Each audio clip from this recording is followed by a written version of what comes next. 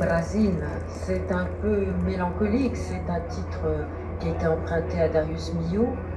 Et c'est un titre qui signifie un peu de tristesse finalement. Vous savez, Darius Milhaud est arrivé au Brésil 15 à 20 ans avant moi, et à peu près au même âge que j'avais moi-même quand je suis allé. Et donc il y a eu certains parallélismes, si je puis dire, entre nos deux expériences.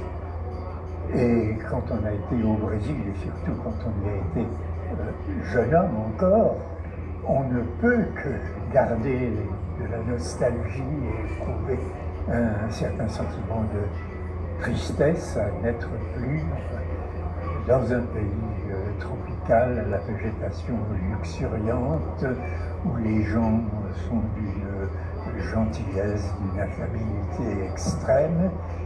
Et puisque les Portugais et les Brésiliens considèrent que le mot saudade est intraduisible en français, enfin je dirais tendre nostalgie, tendre souvenir, ce sont à la fois ceux que j'ai du Brésil et ceux que j'ai de l'âge qui était le mien au moment où je m'y trouvais.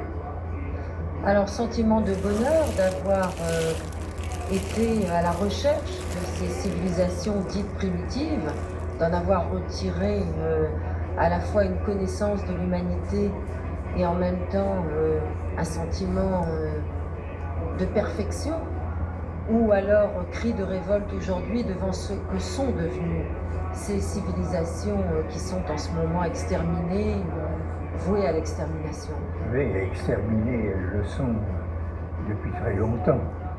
Et c'est seulement ces dernières années, à la lumière de grands travaux archéologiques qui se font à l'embouchure et sur le cours inférieur de l'Amazone, qu'on s'aperçoit que les premiers voyageurs, et l'Amazone a été descendue pour la première fois en 1541 par une expédition espagnole qui s'était perdue et qui n'avait eu d'autres ressources que de se laisser descendre au fil de l'eau en espérant qu'elle arriverait à la mer.